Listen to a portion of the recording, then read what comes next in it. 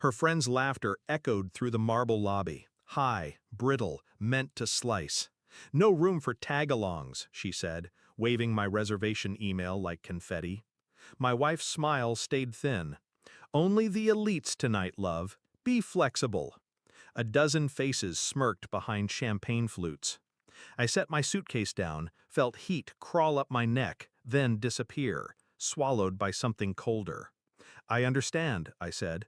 Turned, walked out into the rain. Phone buzzed 5 steps later. I silenced it. Another buzz, another plea.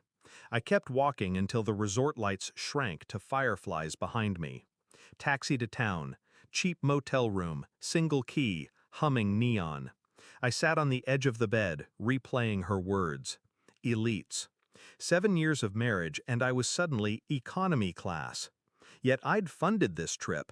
My card paid every suite, every spa package, every bottle of vintage wine now tipping into their glasses. Anger wanted eruption. I offered it calculation. Laptop open. Bank portal, itinerary copies, flight manifests. 2 anomalies. A second credit card in her maiden name, maxed on jewelry. Text threads with Ben. Messages archived, heart-stamped, geographic tags in the same resort. Infidelity by geography.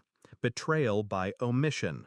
They mocked my status because she'd sold my presence as irrelevant. I called the resort manager, old college roommate, still owed me a favor.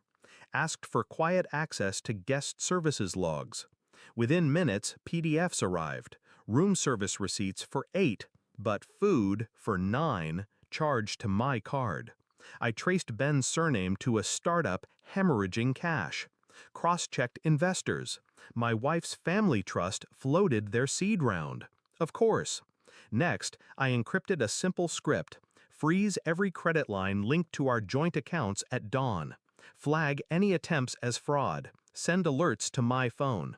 I booked a helicopter for sunrise. Destination, the private villa complex adjoining the resort.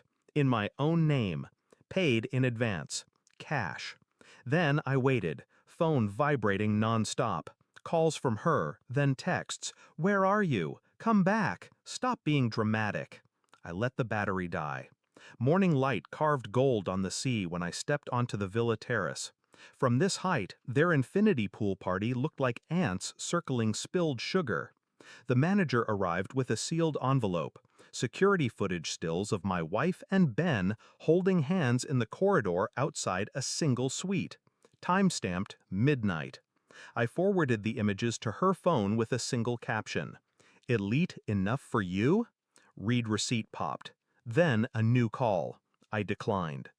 5 minutes later, the resort shuttle climbed the hill. My wife, her entourage, Ben trailing. Their faces shifted when they saw the villa gates open for me alone. They stormed onto the patio. Accusations flew, too loud for the sunrise. I poured coffee, unmoved. My card's being declined, she spat. I noticed, I said, sliding the security photos across the table. Ben blanched. Her friends fell silent. Only Surf answered. I handed the manager a second folder, transfer documents. As of midnight, the villa complex, spa, and top-floor suites belonged to Horizon Ice LLC, my shell company, effective immediately. You can stay, I told them, but your rooms are no longer complimentary. Elite rate starts at $10,000 a night, payable up front. My wife's voice cracked. You're punishing me. No, I said softly. I'm upgrading. Ben walked away first, muttering about flights home. Her friends followed. She stayed, tears balancing on lashes. I chose the wrong side, she whispered. I set my wedding band on the table, its circle glinting, empty. There is no side, just altitude.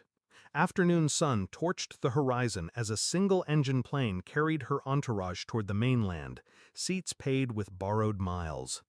I stood on the villa balcony, breeze salt-sharp, ownership papers heavy in my pocket, yet weightless in my mind.